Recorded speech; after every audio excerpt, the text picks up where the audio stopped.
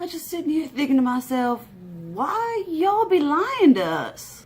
Hey guys, welcome back to my channel, and today I have kind of a mashup video. It's like part anti-haul, part just brands that don't interest me, that I'm not going to be buying from, either because of their ethics, past issues, or if they're just producing products that don't excite me.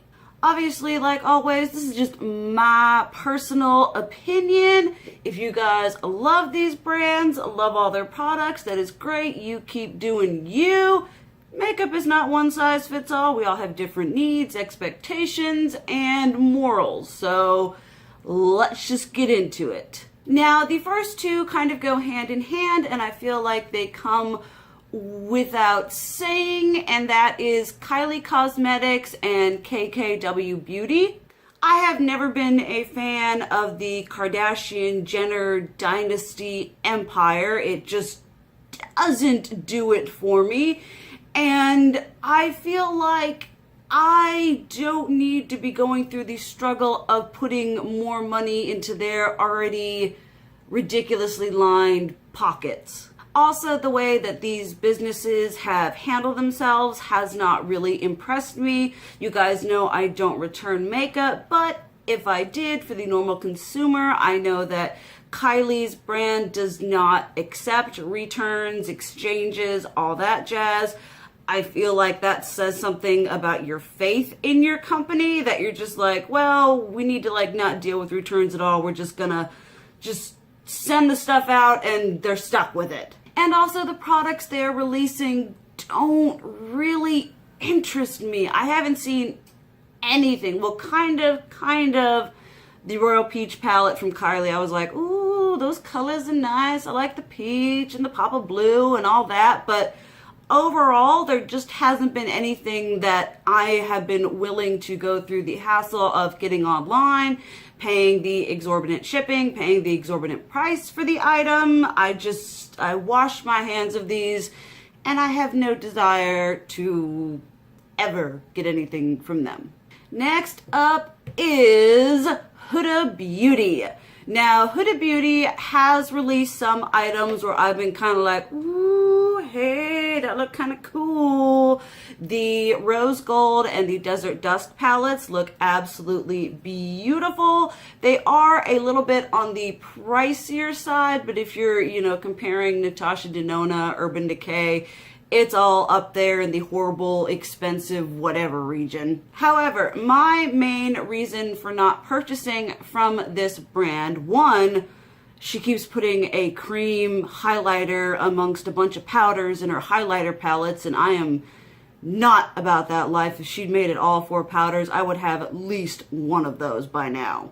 But Huda Beauty sells mink lashes. Huda Beauty also claims to be cruelty-free. You can be cruelty-free and make faux mink lashes, but not make real mink lashes, and they say that it's cruelty-free obtained, but I know, you know, they know, they're just lying to us. That you cannot have a mink in an environment where you need to brush the hairs out to get the hair for the lashes and have that be a non-stressful, safe environment for a wild animal. So I just ain't about a company that says one thing and does something completely else because they're like, oh, we're cruelty-free. And I'm like, but you can't be cruelty-free if you're specifically selling an item that is not cruelty-free. And also her with her racism, whether she is a racist or not, but dealing with women and men of color being featured on her page. She kind of favors a certain kind of skin aesthetic. I feel like that is being non-inclusive is just, people, it's 2018. It ain't 1960, 78. We are moving past this. Let's just all make nice. It's just makeup, people. Then a brand that I am really not interested in purchasing from just because their brand doesn't excite me. That is Smashbox. I just don't, I don't know if they don't gear towards me aesthetically or if they just don't produce a lot of products that I'm like, ooh, yay, excited about. I had both of their, I totally forget the name, but it was those big, Smashbox photo, I don't even know. The two larger Neutrally palettes, and I decluttered those on my last really big declutter. I decluttered a blush palette. I tried using foundations by them. I tried using lip colors by them. The only things I think by Smashbox that I have are the Casey Holmes highlighting palettes. I have one single highlighter, and the Cover Shop palettes. Those I really enjoy. But on a whole, the brand is just kind of meh. It doesn't do anything for me. I don't see them releasing anything they're a very safe brand. They don't like, veering out of their comfort zone or going crazy, whereas Too Faced is like, let's try everything. And Smashbox is like, we know what works for us. Let's do that. Let's do primer water. Let's do lipstick. Let's do that. And that's great, and it works for them, but it doesn't work for me, so I am just kind of like done with that brand. Then another brand that just doesn't do it aesthetically for me, and they're also not cruelty-free, but even if they were cruelty-free, it's Benefit. Now, I have a couple products from Benefit. I bought their California blush. I have, I think, the really corally one that's not California. I have both of those, but I have decluttered a bunch in the past. They just don't really... Benefit is like one of the gimmickiest brands on the market. They create a problem that doesn't even exist, like weird eyeliner or lip liner infused with a lipstick, or just all these like problems we didn't even know we had when applying makeup. And they're then like, okay, we've created this problem. Now we're going to create a product to correct the problem that we created. It's just a lot of unnecessariness surrounded by a couple really good products like their primer, the Professional, and their brow products. But it's so cluttered with other things that you don't need or aren't interested in to like sift through and get the actual good products. It's just a brand that gives me a headache. And anything